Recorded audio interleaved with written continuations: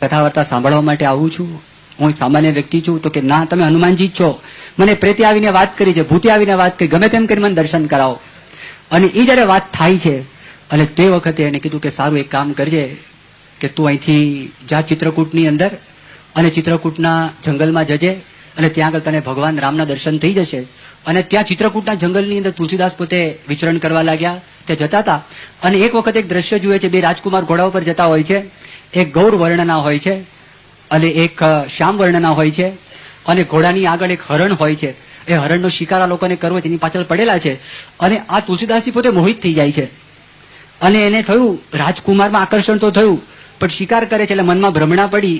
અને થોડીક વારમાં હનુમાનજી ત્યાં પ્રગટ થાય છે અને હનુમાનજીએ વાત કરી કે તમને કઈ દેખાયું? કે હા દેખાયું, બે રાજકુમાર જતા હતા, બહુ રૂપાળા હતા અને હરણનો શિકાર કરતા હતા. એ જ રામ અને લક્ષ્મણ હતા, એ જ હતા. એ કે ઓહો, એ હતા, મને તો ખબર પડી નહીં, મને ખ્યાલ લાવ્યો, મહેરબાની કરીને બીજી વખત કૃપા કરો, દર્શન થાય. કે વાંધો નહીં, તું ચિત્રકૂટના ઘાટ ઉપર જજે અને તું જે કરે છે કામ એ કામ કરજે. તે બધા યાત્રિકો આવે એટલે ચંદન છે ત્યાં આગળ ઘસવાનું બધું કામ કરતા હતા અને પછી ત્યાં જાય છે ને રોજ સેવા કરતા હોય છે. અને તે વખતે આ પ્રસંગ બને છે જે સાખી આ બધા જાણો છે કે ચિત્રકૂટ કે ઘાટ પે ભઈ સંતન કી ભીડ, તુલસીદાસ ચંદન ઘસે તિલક કરે રઘુવીર.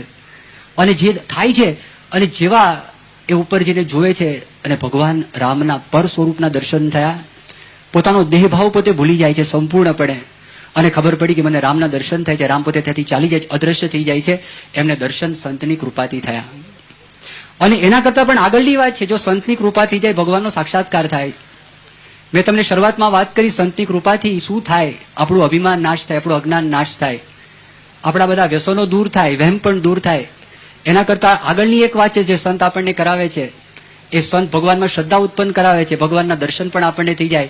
અને આગળની ભૂમિકા છે, એ ભૂમિકા છે ભગવાનનો સાક્ષાત્કાર. ભગતજી મહારાજને ગુણાતીતાનંદ સ્વામી સાક્ષાત્કાર કરાયો. ભગતજી મહારાજે શું કર્યું? ભગતજી મહારાજને ખબર પડી કે ગુણાતીતાનંદ સ્વામી સામાન્ય સાધુ નથી. ભગતજી મહારાજને એ પણ ખ્યાલ આવી ગયો કે ગુણાતીતાનંદ સ્વામીને ભગવાનનો સાક્ષાત્કાર છે એટલું જ નહીં, પણ આ ગુણાતીતાનંદ સ્વામી એ મને ભગવાનનો સાક્ષાત્કાર કરાવી શકે એમ.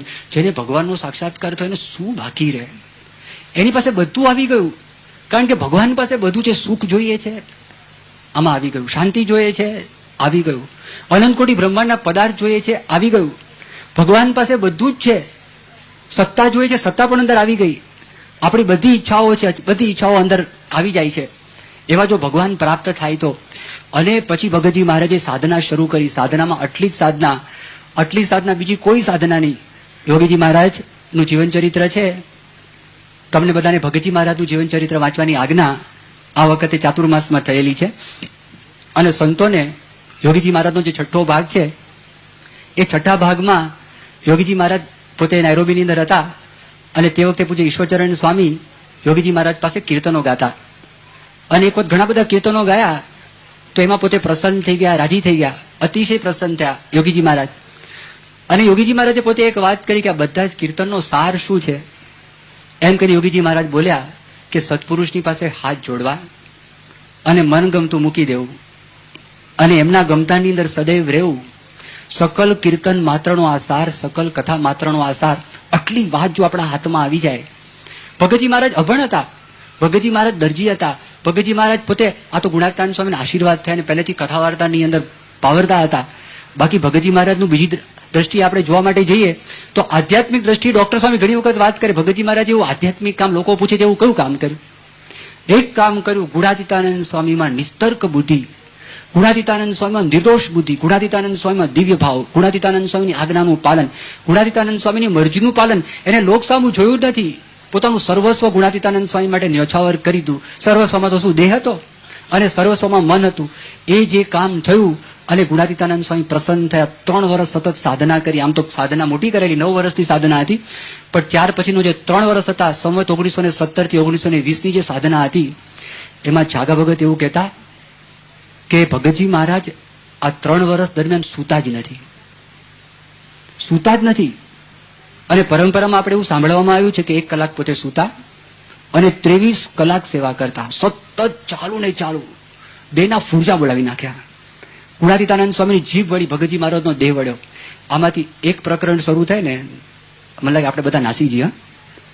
એક જ જો કહેવામાં આવે, વધારે નહીં, એક જ પ્રકરણમાં આવે, કદાચ એક જ કહેવામાં આવે, ભાઈ તમારા દીકરાને સાધુ થવાની પરવાનગી આપજો. ભાઈ સાહેબ, સ્વામી આ ક્યાં લાવ્યા? આ ના બોલો. બીજી બધી વાત કરો. એક સારસાના ગિરધરભાઈ હતા, અને એ ગિરધરભાઈ પોતે સર્કલ ઇન્સ્પેક્ટર હતા, અને બધે ઠેકાણે ફરવાનું હોય ને, સત્સંગની બધી વાતો કરે. સરકારના, કારણ કે સરકાર મોકલે અને કામ સત્સંગનું કરે, એટલે સરકારી સાધુ કહેવાતા. એ આમ ગ્રહસ્થ પણ સરકારી સાધુ, સરકારના સાધુ કહેવાય. અને બધે ઠેકાણે જાય, મહિમાની વાત કરે, સત્સંગની વાત કરે, આ બધી વાતો કરે. એક વખત શાસ્ત્રીજી મહારાજ એને કહ્યું કે ગિરધરભાઈ, આ તમારા દીકરાને સાધુ બનાવવા. કે સ્વામી તમે શું બોલ્યા? તમે એ વાત ના કરો, તમે એ વાત ના કરો. હું બીજાના 10 લાવી આપું. એટલે બીજાના 10 લાવી આપે તો તને શું? તું બીજાના 10 લાવી આપે તો તને શું? આ તો એક દ્રષ્ટાંત આપું છું. મોટા પુરુષ આવું કહેતા પણ નથી. એ તો જેના સંસ્કાર હોય, સંસ્કાર પ્રમાણે કામ થતું હોય, ગભરાતા નહીં. છોકરાને મોકલતા બંધ થઈ જાય, એના સંસ્કાર જ બંધ થઈ જાય કે આ તો કરવા જેવું નથી, અહીંયા મોકલવા જેવા છે જ નહીં, એવું મનમાં લાગે. એવું છે જ નહીં. પણ હું તમને એ વાત કરતો હતો કે ભગતજી મહારાજ તૈયાર હતા. ભગતજી મહારાજ તો સાધુ થવા તૈયાર હતા, પણ ના પાડી ગોપાળાનંદ સ્વામી. ગોપાળાનંદ સ્વામી તું લગ્ન કર. તો સાધુ તો આમે કે તે ભગતજી મહારાજને લગ્ન કરાવેલા. ભગતજી મહારાજને લગ્ન કરાવેલા. ભગતજી મહારાજ બધું છોડીને પછી જુનાગઢ આવેલા અને પોતે સાધના ત્યાં આગળ કરેલી ભગતજી મહારાજે. પણ એ 3 વર્ષના સાધનાના અંતે છેવટે એક પ્રસંગ બને છે. સતત 9 દિવસ સુધી એક રૂમમાં ખાધા પીધા વગર કશું જ નહીં એમને ધ્યાનમાં બેસાડે છે, અને 9મે દિવસે એમને ભગવાનના દર્શન થાય છે. ભગવાનના દર્શન થાય છે, ગદગદિત થઈ જાય છે. એમનો કંઠ બાષ્પથી રૂંધાઈ જાય છે, આંખની અંદર આંસુની ધારા, પ્રેમાશ્રુ એકદમ. અને તે વખતે ગુણાતીતાનંદ સ્વામી બારણું ખોલે છે અને પ્રાગજી ભગત ભગતજી મહારાજને પૂછે છે, પ્રાગજી કઈ જોયું? કે હા, મને ભગવાનના દર્શન તો થયા, પણ સાધુ રૂપે દર્શન થયા. એનું કારણ શું છે? ગુણાતીતાનંદ સ્વામી કીધું, તને મારામાં હેત છે, તને સાધુમાં હેત છે, એટલે ભગવાન શ્રીજી મહારાજે તને આ રૂપે દર્શન દીધા છે. પણ હજી તું ધ્યાનમાં બેસ, અને અક્ષરધામમાં જે દિવ્ય મૂર્તિ રહી છે એના દર્શન થશે. અને પછી ત્યાં ફરી વખત ધ્યાનમાં એ દેખાય છે, અને એકદમ દિવ્ય સ્વરૂપના દર્શન. અનંત કોટી સૂર્ય, અનંત કોટી ચંદ્ર, અનંત કોટી અગ્નિ એને ઝાંખું કરી દે. જે ગીતામાં લખેલું છે, ન તદ ભાસયતે સૂર્યો ન શશાંકો ન પાવકઃ યદ ગત્વા ન નિવર્તન્તે તદ ધામ પરમમ મમ. ત્યાં સૂર્યનો પ્રકાશ પહોંચી શકતો નથી, ચંદ્રનો પહોંચી શકતો નથી, અગ્નિનો પહોંચી શકતો નથી. આ ફરક છે. આ અગ્નિ આપણને દાજે ને બાળે, એ જુદો પ્રકાશ છે. શીતળ શાંત છે રે, તેજની ઉપમા નવ દેવાય. અને ભગતજી મહારાજના અંતરમાં એ મૂર્તિ દેખાઈ. ભગતજી મહારાજને દરેક ઠેકાણે, સ્થાવર જંગમમાં દરેક ઠેકાણે જ્યાં જુઓ ત્યાં રામજી દુસરો ન ભાસે રે, એવી એક સ્થિતિ કરી આપી. દરેક ઠેકાણે તમારા હૃદયમાં હકીકતમાં છે, પણ એમને દેખાય. સ્થાવર જંગમ દરેક ઠેકાણે અણુ અણુ પ્રત્યે દેખાય. અનંત કોટી બ્રહ્માંડના જીવ ઈશ્વરને હથેળીની અંદર આપણે પાણીનું ટીપું રાખીને સરળતાપૂર્વક જોઈ શકીએ, એટલી સરળતાપૂર્વક ભગતજી મહારાજ પોતે જોઈ શકતા હતા. ભગતજી મહારાજ દરજી હતા, પણ તમે બેઠા તમારા મનનો સંકલ્પ કે. ભગતજી મહારાજ જાણતા હતા, નડિયાદની અંદર, પેટલાદમાં ઘણા બધા સ્થાનમાં બધા પ્રસંગ બનેલા છે. એમાં આ તો બધું લખાયેલું છે ને હમણાંના બધા પ્રસંગો જૂના નથી. પ્રમુખ સ્વામી વિદ્યમાન છે, એમના ગુરુ શાસ્ત્રીજી મહારાજ તો બધા ઘણા જૂના હરિભક્તો છે, રતિભાઈ એમને જોયેલા છે.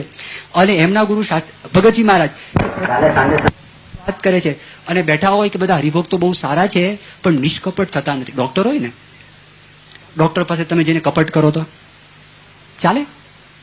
તમારું પેટ દુખતું હોય ને પછી એમ કહો કે શું થાય છે? એ કે માથામાં ખંજવાળ આવે છે, તે દવા આપે કે જા સ્કિન સ્પેશિયાલિસ્ટ પાસે, અહીંયા ખંજવાળ આવતી હોય તો ડોક્ટર પાસે કપટ ના ચાલે. ડોક્ટર પાસે જેમ જેમ નગ્ન થઈ જવું પડે. એક્ઝેક્ટલી તને શું થાય છે તું બોલ, એક્ઝેક્ટલી કેવું પડે. એમ આધ્યાત્મિક ડોક્ટર પાસે પણ આપણે બધું કેવું પડે ને. પણ કેટલાકને લાજ આવતી હોય, કેટલાકને શરમ આવતી હોય. તે એક હરિભક્ત ભગતજી મહારાજ પાસે નિષ્કપટ થયા કે સ્વામી મેં આપ કર્યું, આમ કર્યું, આમ કર્યું, આમ કર્યું, તેમ કર્યું. બધું સાંભળ્યું ભગતજી મહારાજે, રાજી થયા. ભગતજી મહારાજ કે પણ પહેલી વાત કેમ કરતો નથી? પેલા ગામમાં, પેલા સ્થાનમાં શું થયું હતું? હા ભાઈ ભૂલ થઈ ગઈ, મારી ભૂલ થઈ ગઈ. બોલને પહેલેથી તો તને શુદ્ધ કરવા માટે તો આવ્યો છું, એના માટે તું અહીંયા આગળ આવ્યો છું. દરજી હતા. આ સ્થિતિ કેવી રીતે મળી? ગુણાતીતાનંદ સ્વામીની કૃપાથી આ સ્થિતિ પ્રાપ્ત થઈ. તો જો આપણને ખ્યાલ આવવો જોઈએ કે આ ગુણાતીત સંતમાં તફાવત છે. બધા પથરા સરખા નથી. બધા પથરા સરખા છે નથી, બધા પથરા સરખા. બધા ઝાડ સરખા છે, બધા ઝાડ સરખા નથી. બધા ડોક્ટરો સરખા છે. ઘણી વખત તમે ત્યાં આગળ, અમારી પાસે ડોક્ટર આવ્યા હતા, કોઈ ડિગ્રી જ નહીં, ડિગ્રી લગાવીને બેઠા છે. અને સ્વામી કે ઉદઘાટન કરવા માટે, અમે કહો અમારે ઉદઘાટન કરવા માટે ના આવાય. તમારે ત્યાં ઉદઘાટન માટે અમારે ના આવાય, તમારી ડિગ્રી જ નથી. અને તમે વાત કરો છો કે અહીંયા આગળ તમે ઉદઘાટન કરવા માટે આવો, તો પેશન્ટ મરી જાય બિચારા, ઉપાધિ થઈ જાય, ઊંટ વધુ ત્યાં આગળ થઈ જાય. એમ સંતમાં તફાવત છે. જેટલા ભગવાદારી છે એ બધા જ સાધુ નથી. સ્વામિનારાયણ ભગવાનના 500 સંતો કેવા હતા? ગોપાળાનંદ સ્વામી યોગી હતા. યોગી હતા ગોપાળાનંદ સ્વામી. અને એ ગોપાળાનંદ સ્વામી સ્વામિનારાયણ ભગવાનના શિષ્ય હતા. નિત્યાનંદ સ્વામી 4 વેદના ભણેલા હતા અને એ સ્વામિનારાયણ ભગવાનના શિષ્ય હતા. પ્રેમાનંદ સ્વામી સંગીતજ્ઞ વ્યક્તિ હતા. જે આખું નખું વાતાવરણ બદલાવી શકે એવી તાકાત પ્રેમાનંદ સ્વામીમાં હતી. અને એ પ્રેમાનંદ સ્વામીના ભજનો સાંભળી આપણા ગુજરાતના જે સાહિત્યકારો છે, કવિઓ છે, એ પણ એમ કે છે કે વિશિષ્ટ પ્રકારની કવિતાની રચના પ્રેમાનંદ સ્વામી કરેલી છે. પ્રેમ સખી પદાવલી એ આપણે પ્રકાશિત કરેલી છે. પણ કનૈયાલાલ મુનશી પણ પોતે બોલ્યા પ્રેમાનંદ ને બ્રહ્માનંદ એની રચનાઓ કોઈ અલગ પ્રકારની છે. એ વાતાવરણ બદલાવી દે, પણ એ સ્વામિનારાયણ ભગવાનના શિષ્ય હતા. બ્રહ્માનંદ સ્વામીની એક જ રેણકી છંદ રવિન્દ્રનાથ ટાગોરે સાંભળ્યો. અને તટસ્થ વ્યક્તિ બંગાળના વ્યક્તિ જેને ગુજરાતીનો ખ્યાલ પણ ના આવે, ગુજરાતીનો કઈ પરિચય પણ નથી, પણ જે સંગીત સર સર સર અધર અમર પર એ જે સાંભળ્યું અને રવિન્દ્રનાથ ટાગોર હલી ગયા. એના મનની અંદર એમ થયું કે આ પ્રકારનું મેં સંગીત ક્યારેય સાંભળ્યું જ નથી, આ પ્રકારની રચના મેં ક્યારેય સાંભળી જ નથી. એ બ્રહ્માનંદ સ્વામી એ સ્વામિનારાયણ ભગવાનના શિષ્ય હતા. અદ્વૈતાનંદ સિદ્ધ હતા અને એ સિદ્ધ વ્યક્તિ હતા અને એ પણ સ્વામિનારાયણ ભગવાનના શિષ્ય હતા. સચ્ચિદાનંદ સ્વામી પણ સિદ્ધ હતા, એ પણ સ્વામિનારાયણ ભગવાનના શિષ્ય હતા. આવા 500 સંતો, 500 પરમહંસો, 3000 સંતો હતા. એમાંથી 500 પરમહંસો થયેલા. પણ એ બધાની અંદર જ્યારે સ્વામિનારાયણ ભગવાન એમ કે ગુણાતીતાનંદ સ્વામી સર્વ કરતા શ્રેષ્ઠ હતા, તે ગુણાતીતાનંદ સ્વામી કેવા હશે? જો એ પરંપરા આપણને પ્રાપ્ત થઈ છે. આશ્ચર્યની વાત તો એ છે કે ગોપાળાનંદ સ્વામી એમને ઉપનિષદ ઉપર ભાષ્ય કર્યા અને ગુણાતીતાનંદ સ્વામી અભણ. અને જતા શ્રીજી મહારાજ જેવી વાત કરી, ગુણાતીતાનંદ સ્વામી ગોપાળાનંદ સ્વામી કરતા પણ મોટા છે. અને ગુણાતીતાનંદ સ્વામી પાસે સામર્થ્ય હતી. અને કઈ સામર્થ્ય એ બ્રહ્માનંદ સ્વામીના જીવન ઉપરથી ખબર પડે. એ આપણે ખ્યાલ હોવો જોઈએ. એ ખ્યાલ ના તો કોઈ સિદ્ધ વ્યક્તિ આપણને મળે આપણને મોં થઈ જાય કે સ્વામી તમે મનની વાત કરી, ભગતજી મહારાજ આ મનની વાત કરે. એટલે મનની વાત આ તો એક ભાગ છે ખાલી. એક તો એક રૂવાડું છે, રૂવાડોનો કટકો છે, ઘણી બધી વસ્તુઓ છે બીજી. એનો આપણને ખ્યાલ ન હોય તો એ ખ્યાલનો તો આપણને તકલીફ થઈ જાય, તો આપણને મુશ્કેલી થઈ જાય.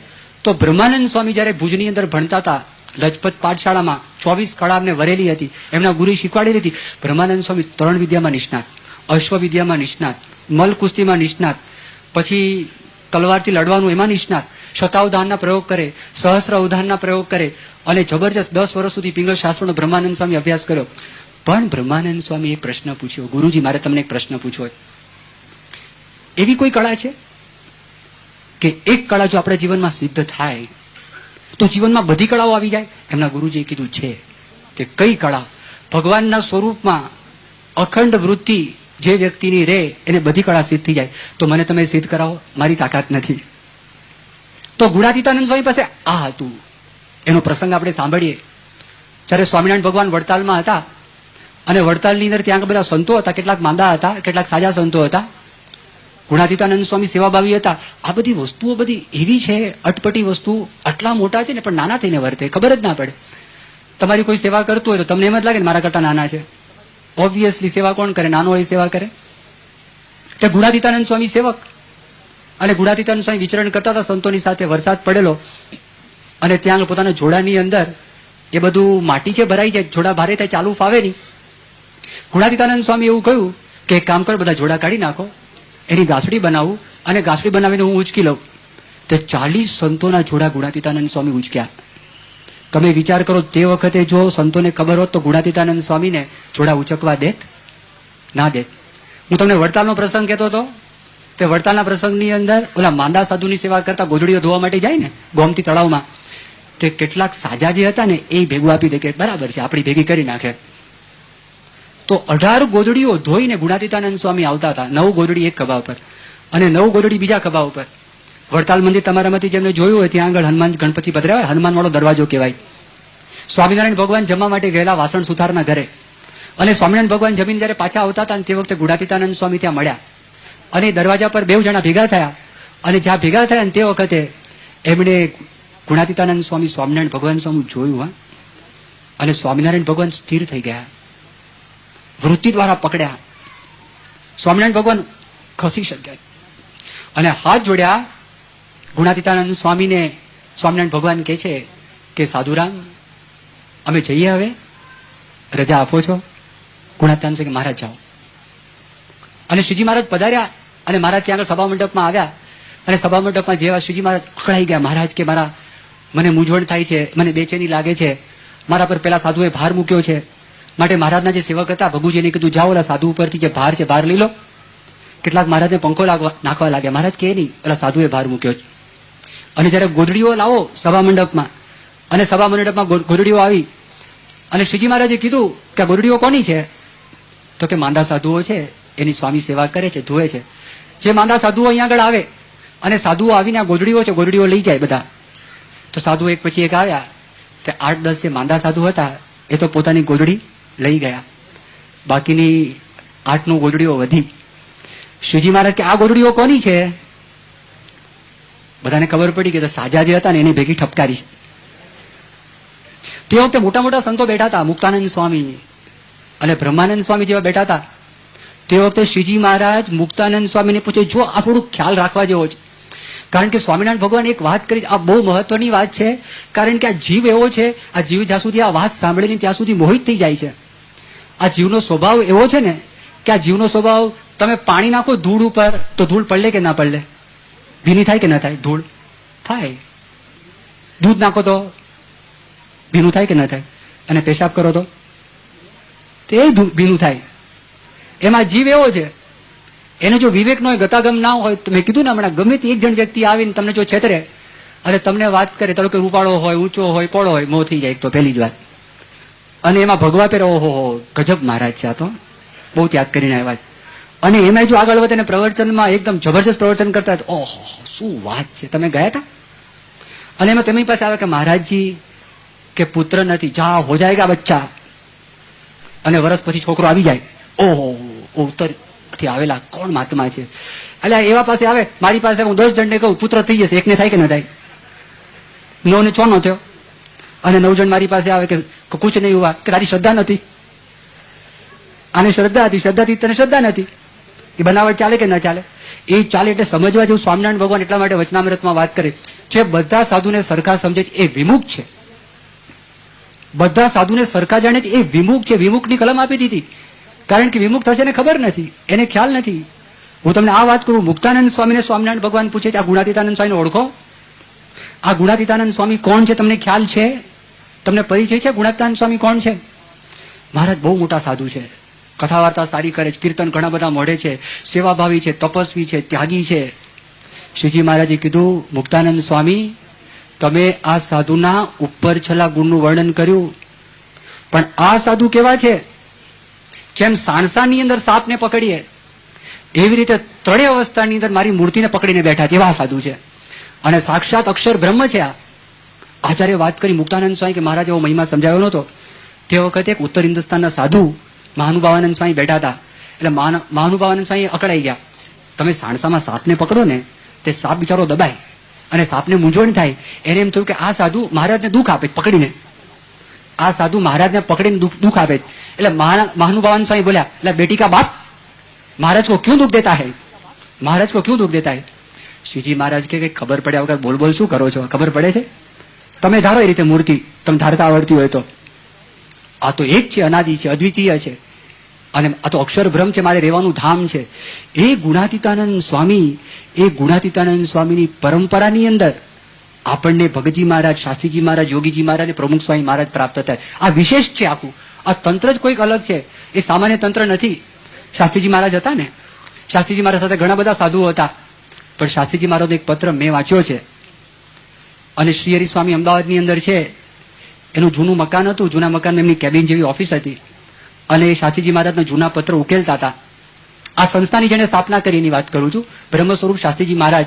આજે BAPS વિશ્વવ્યાપી થયેલું છે ને, એના પાયાની અંદર શાસ્ત્રીજી મહારાજ હોમાઈ ગયા છે.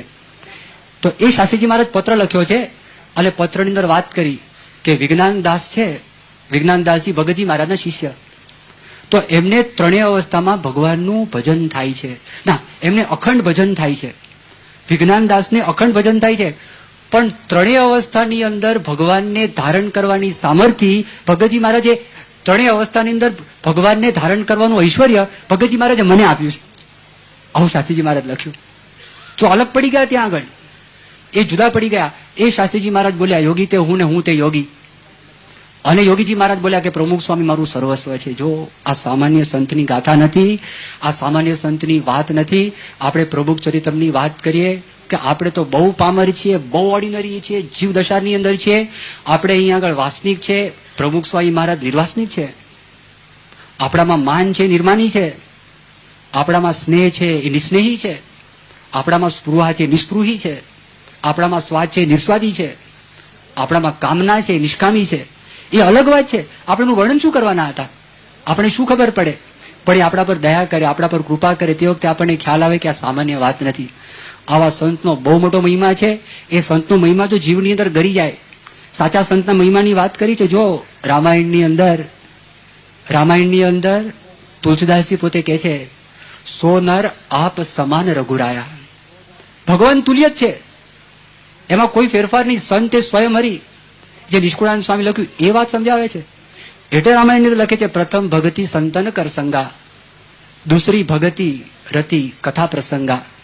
પ્રથમ ભગતિ સંતન કર સંગા, સંતનો સમાગમ કરો, પ્રથમ ભક્તિ છે એ સમજાવે છે. અને કે છે સુતદારારું લક્ષ્મી પાપી કો ભી હોય, સંત સમાગમ હરિકથા તુલસી દુર્લભ હોય. આ અલગ એક વાત છે. એક વખત પ્રમુખ સ્વામી મહારાજ અમદાવાદ પધારેલા, અને અમદાવાદની અંદર તે વખતે નિષ્કુળાનંદ કાવ્યમાંથી એક કડવું છે, એ કડવું મેં ગાઈ સંભળાવ્યું. અને તે વખતે પ્રમુખ સ્વામી પોતે બોલ્યા કે શાસ્ત્રીજી મહારાજ એવું કહેતા કે નિષ્કુળાનંદ સ્વામીએ આજે સંતના મહિમાની વાત કરી છે, ગુણાતીતાનંદ સ્વામીના મહિમાની વાત છે, એ પોતે સમજાવેલા. એ કડવું આ પ્રકારે છે કે સંતને સોંપીએ સર્વે આપણું જી, એથી અંતરાય ન રાખીએ અણુજી, કરીએ ગમતું સાચા સંત તણુજી, તો સંત અત્યંત રાજી થાય ઘણુજી. ઘણું રાજી કરી સંતને કંઈક પામ્યા પરમધામ, સંત વિના શોધી જુઓ સગડે, કહો કેનું સરિયું કામ.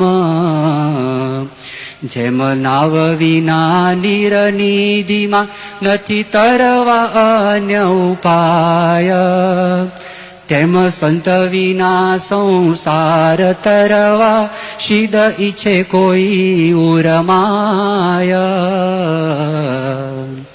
આ જયારે ગવાયું ત્યારે બાપા બોલ્યા, આ ગુણાતીત સંતના મહિમાની વાત નિષ્કુળાનંદ સ્વામી કરી છે, એમના માટે જ વાત કરે છે.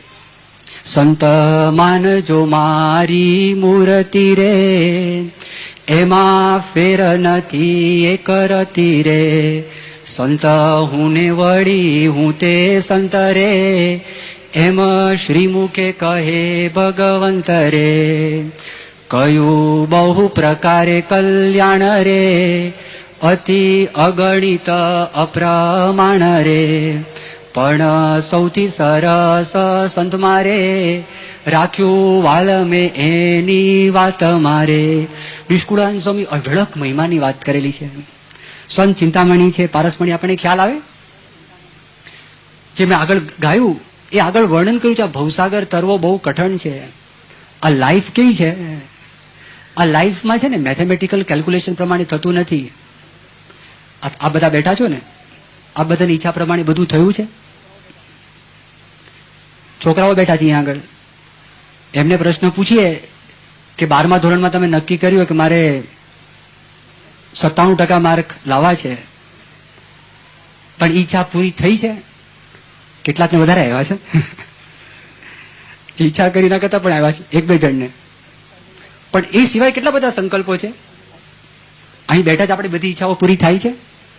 બધી ઈચ્છાઓ તો પૂરી ન થાય. ઘણી વખત ધર્મ કરતા ધાડ પડે, ઘણી વખત ધર્મ કરતા ધાડ પડે, મારું ઊંધું થઈ જાય.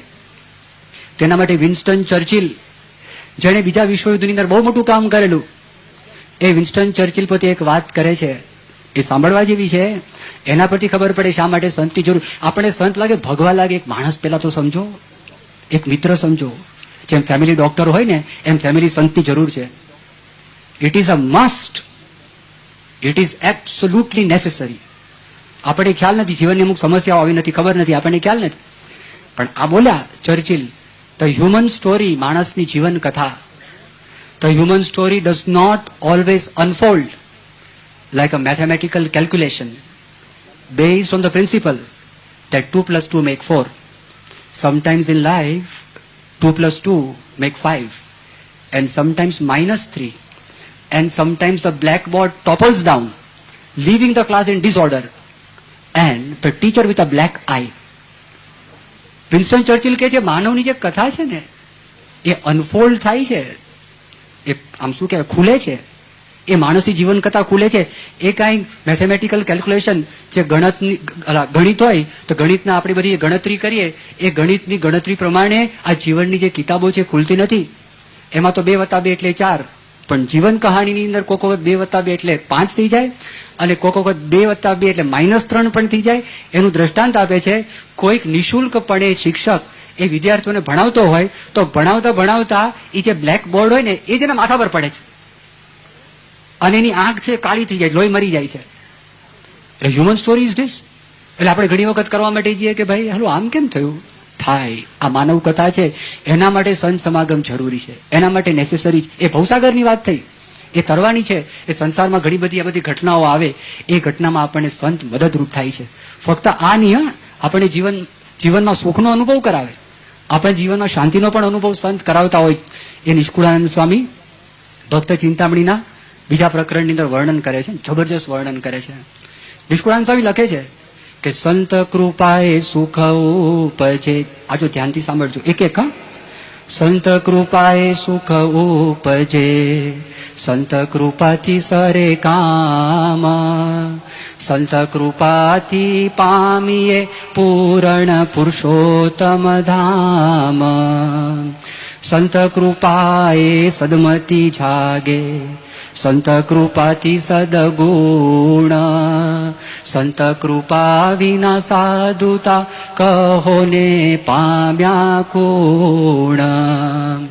સંત સેવ્યા તેણે સર્વ સેવ્યા, સેવ્યા શ્રી હરિ ભગવાન. ઋષિ મુનિ સેવ્યા દેવતા, જેણે સંત કર્યા રાજીમાન. જપ તપ તીરથ